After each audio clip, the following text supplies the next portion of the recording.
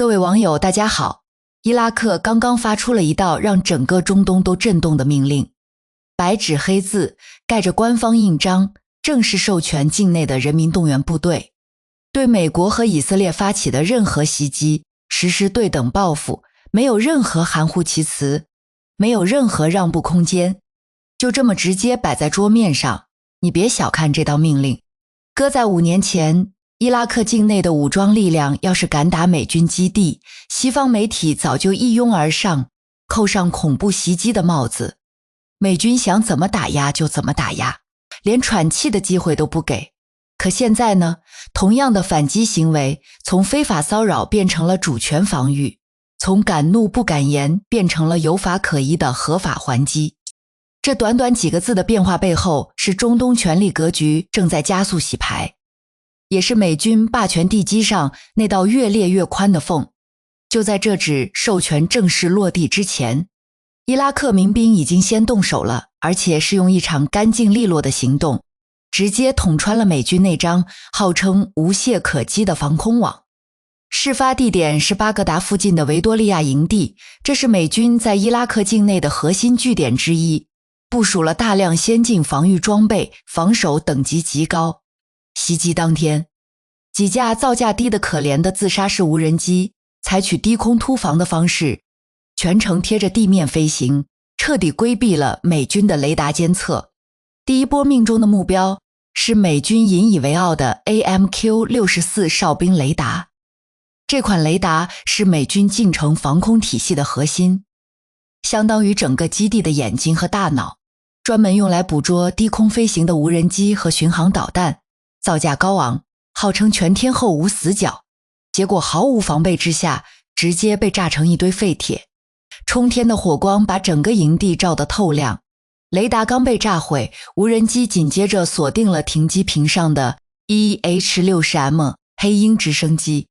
这架直升机隶属于美军第4机械化步兵师航空旅，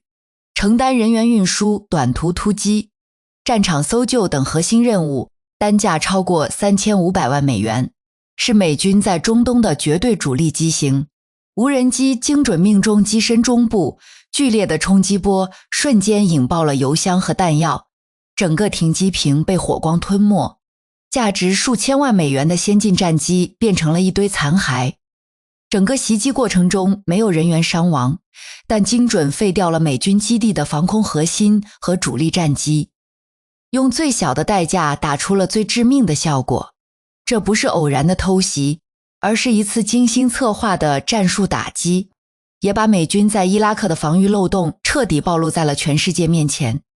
要想看懂这场变局，咱们首先得理清一个关键问题，那就是身份转变带来的根本性变化。袭击发生后，美国官方和西方媒体还是老一套，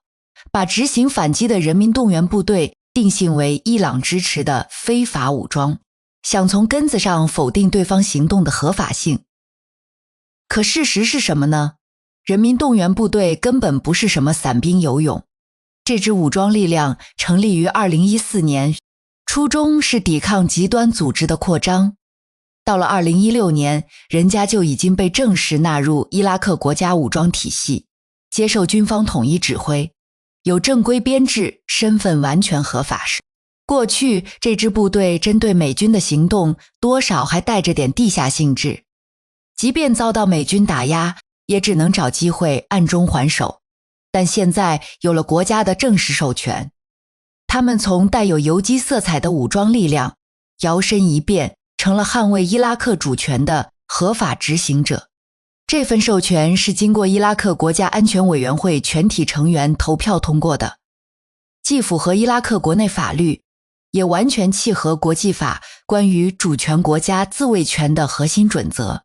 按照国际规则，主权国家领土完整不容侵犯，一旦遭受外部军事威胁，有权采取一切手段自卫。反观美军，长期在伊拉克境内驻扎，未经伊拉克政府许可，多次从伊拉克基地起飞战机去轰炸周边国家的目标。这本身就是对伊拉克主权赤裸裸的侵犯。伊拉克政府没有选择直接向美国宣战，而是授权合法武装实施对等反击。这是一种既理性又强硬的做法，守住了主权底线，又规避了全面战争的风险。伊拉克议会安全与防务委员会公布的文件显示，这次授权的表决通过率高得惊人，超过70%议员支持这个决策，反对的声音几乎可以忽略不计。这个数据说明，在伊拉克国内，无论朝野已经形成了高度共识，美军的存在不再是国家安全的保障，反而是动荡的根源。英国广播公司曾对伊拉克民众和政界人士做过专项调研，结果显示 72% 的民众认为美军驻扎在本国领土上只会带来冲突和危险， 68% 的政界人士主张尽快限制美军的行动自由，逐步清除美军的军事存在。这样的民意和政界共识，放在5年前根本不敢想象。那时候的伊拉克还被看作是美国在中东扶持的对象，对美军是敢怒不敢言。现在彻底撕破了脸，直接用法律武器来捍卫主权。身份合法化只是第一步，真正让美军坐立难安的是授权文件里的核心关键词：对等报复。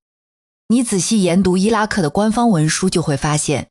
文件里用的不是自卫防御这类温和措辞，而是明确写着报复二字。这一字之差，意义天差地别。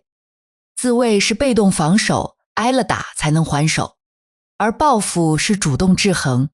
只要对方发起任何形式的袭击，就可以针对性地进行反击，不受地点限制，不受方式约束。这也就等于说，你打我一拳，我可以还你一掌，而且打哪里，怎么打我说了算。这意味着美军在伊拉克的所有军事资产全都陷入了极度危险的境地。根据美国国防部公布的官方数据，美军在伊拉克仍然驻扎着大约2500名军事人员，分散部署在阿萨德空军基地、埃尔比勒基地、维多利亚营地等6大核心据点。这些基地里不光有士兵，还部署了 F-35 战斗机、捕食者无人机、复仇者防空系统、空中加油机等大量先进装备，以及弹药库、油料库、后勤中心。过去这些都是美军掌控中东的筹码，现在呢，每一座基地、每一件装备、每一名士兵都成了伊拉克武装的合法反击目标。举个例子，只要美军从阿萨德基地起飞，轰炸机去伊朗境内执行任务，伊拉克武装就可以立刻对这座基地发起反击，炸跑道、炸战机、瘫痪后勤，完全符合伊拉克官方授权的准则。这种制衡模式彻底打破了美军以往的特权。过去美军可以随意利用伊拉克领土打击别的国家，不用承担任何后果。现在只要美军敢从伊拉克基地发动对外攻击，就得做好自己基地被摧毁的准备。这就像一把尖刀顶在了美军的喉咙上，逼着他的每一步行动都得掂量清楚后果。美军之所以陷入这么被动的局面，核心原因是他们引以为傲的技术代差，在低成本无人机面前彻底失效了。前文提到的哨兵雷达搭配复仇者防空系统，理论上可以拦截绝大多数低空目标，高度自动化，全天候监测，本来是美军防御无人机袭击的王牌。可在这次袭击中，这套王牌系统没捕捉到任何目标，自己反倒被精准摧毁了。这不是个例，而是美军在中东面临的普遍困境。近几年，美军在伊拉克、叙利亚的基地频繁遭到无人机袭击，防空系统的拦截成功率越来越低。背后的原因很现实，美军的防空导弹一枚动辄几十万甚至上百万美元，而伊拉克武装用的自杀式无人机成本只有几百到几千美元。结构简单，低空飞行难以监测，用上百万美元的导弹去拦截几千块钱的无人机，这买卖怎么算怎么亏。就算成功拦截，经济损失也极其惨重。如果不拦截，关键设施就直接被炸毁。美国中央司令部在内部评估报告里也不得不承认，美军的防空体系已经出现了结构性缺口，想把这个缺口补上，至少需要6到8个月时间，投入数亿美元资金，还得增派大量防空兵力。更雪上加霜的是，美军为了减少人员伤亡，已经从维多利亚营地这类大型基地撤出了主力部队，只留下少量士兵驻守，防御力量高度依赖自动化设备。自动化防御节省人力，但缺点同样极其明显。一旦核心设备被摧毁，整个防御体系就会彻底瘫痪，根本没有后备力量来填补空缺。哨兵雷达被炸毁之后，美军基地就相当于失去了防空的眼睛，面对无人机袭击几乎处于不设防的状态。这就像一个人突然失去了视力，却身处危机四伏的丛林里，随时都可能遭遇致命打击。有人可能会问，既然驻伊美军这么危险，美国为什么不干脆撤军，彻底离开这个是非之地？答案很简单，美国舍不得放弃伊拉克这块战略要地。打开中东地图就能看明白，伊拉克与伊朗西部边界直接接壤，是美军战机飞往伊朗内陆的必经之路，也是美国打压伊朗的核心跳板，地理位置无可替代。美军针对伊朗制定的作战方案，核心就是依托伊拉克的领空和基地实施空中打击。美军的 B-1B、B-52 这类战略轰炸机，如果从卡塔尔的乌代德基地或地中海基地起飞，要飞到伊朗内陆，航程根本不够，必须在伊拉克上空进行空中加油才能完成往返任务。可以说，伊拉克的领空和基地就是美军打击伊朗的生命线，失去了这里，美军对伊朗的军事威慑力会直接缩水1半以上。今年3月12日发生的事情，把这一点印证得明明白白。美军2架 KC-135 空中加油机在伊拉克西部上空执行加油任务时坠毁，机上6名机组人员全部遇难。这片空域不是普通航线，而是美军专门为打击伊朗设置的加油核心区，军机活动极其频繁。伊拉克民航局曾多次发布航行通告，关闭部分领空，警告民用航班远离美军军机活动区域。但美国中央司令部对此完全无视，依旧单方面把伊拉克领空定义为友好领空，随意派遣军机进出，把伊拉克领土当成了自家后院。这种无视主权的霸道行为彻底激怒了伊拉克政府和民众，也让他们下定决心要用武装反击的方式守护本国的领空和领土完整。伊拉克民兵接连对美军基地发动袭击，看似是直接的军事打击，实质是为伊朗筑起了一道安全屏障。美军想打击伊朗，必须依靠伊拉克的基地进行补给、加油、起降。现在这些基地接连遇袭，防御瘫痪，美军战机无法安全起降，无法顺利加油，无法稳定补给，大规模空袭伊朗的计划就彻底失去了后勤支撑。军队作战，后勤是生命线，没有稳定的后勤保障，再先进的战机，再强悍的士兵也发挥不出战斗力。伊拉克这一系列操作精准掐住了美军的软肋，不费一兵一卒，就把美军对伊朗的侧翼威胁基本解除了。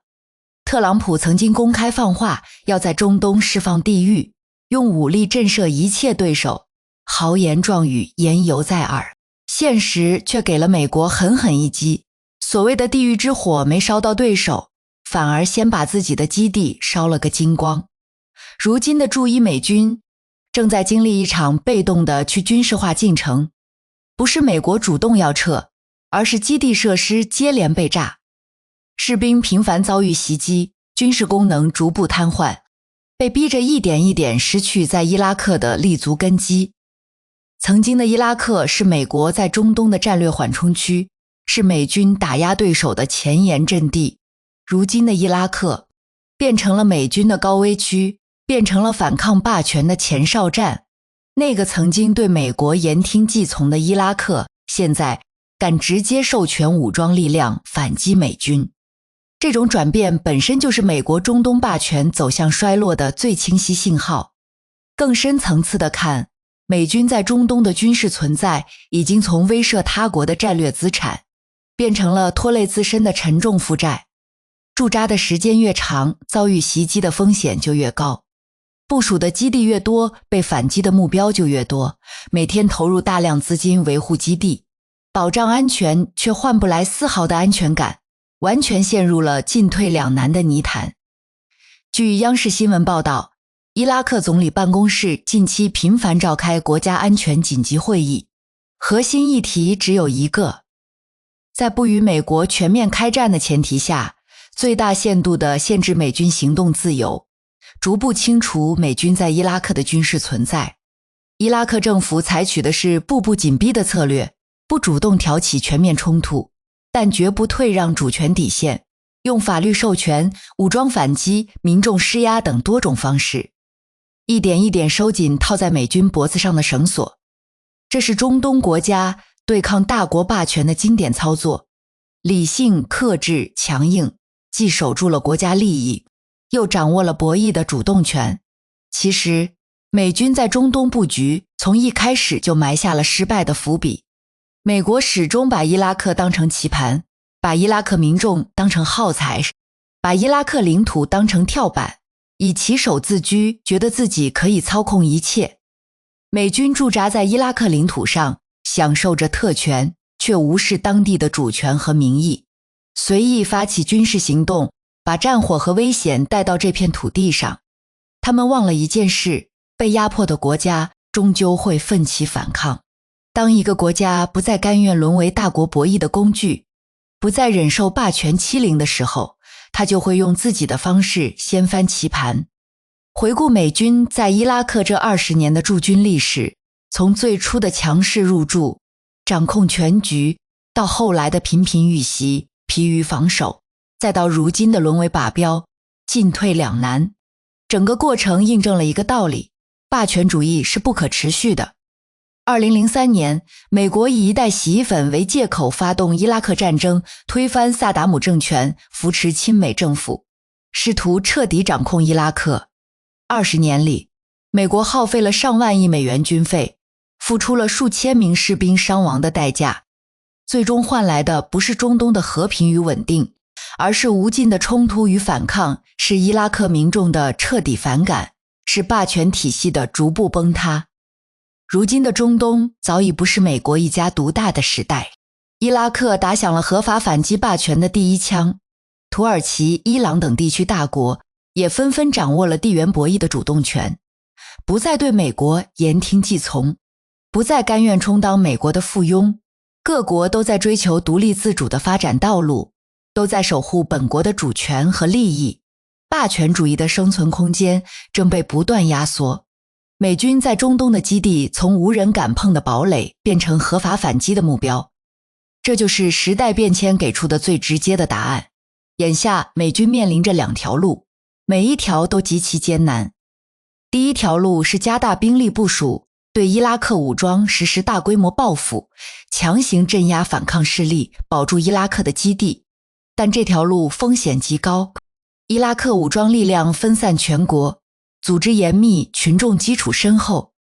美军就算发动大规模打击，也无法彻底消灭反抗力量，反而会让自己再次深陷伊拉克战争的泥潭，重蹈2003年的覆辙，耗费大量军费和兵力，最后得不偿失。而且一旦加大打击力度，必然引发伊拉克全民反抗，局势彻底失控，美国也会遭到国际社会的广泛谴责。第二条路是逐步撤军，放弃伊拉克这块战略要地，降低遭遇袭击的风险。这条路虽然能保全兵力，减少损失，但意味着美国在中东的威慑力彻底破产。美军从伊拉克撤离，就等于向全世界宣告，美国无力守护自己的中东基地，霸权主义在这里行不通了。一旦撤军，伊朗的外部压力将大幅减少，会进一步掌握中东博弈的主动权。沙特等国也会彻底摆脱美国的控制。美国在中东的势力范围大幅收缩，几十年的布局将毁于一旦。从美国以往的行事风格来看，美军遭遇打击后往往选择强势反击，试图用武力震慑对手，向来是加倍下注。但这次的对手不是正规军队，而是分散在伊拉克全境的民兵武装。没有固定营地，没有统一指挥，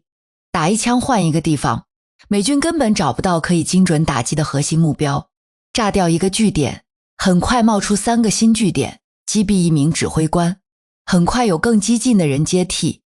美军的报复打击只会激起更强烈的反抗，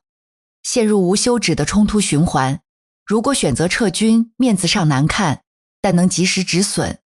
如果强行留下，只会越陷越深，最后狼狈退场。无论做出哪种选择，都无法改变一个事实：美国在中东的霸权时代恐怕已经一去不复返了。哨兵雷达的爆炸声，黑鹰直升机的轰鸣声，都是霸权崩塌的倒计时。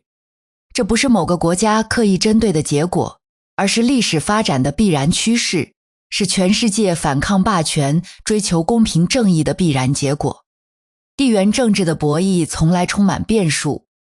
霸权的衰落也不是一朝一夕。伊拉克的这一纸命令只是中东变局的一个开端，未来还会有更多的国家站起来反抗霸权欺凌，守护自身主权。美军在中东的基地究竟会彻底废弃，还是会继续挣扎求生？美国的霸权还能在中东支撑多久？这些问题，时间会给出答案。最后也问问大家，你觉得美军会因为基地接连遇袭加速撤出伊拉克，还是会恼羞成怒，发动更大规模的报复行动？欢迎在评论区留下你的看法。好了，这期视频就先聊到这里，我们下期再见。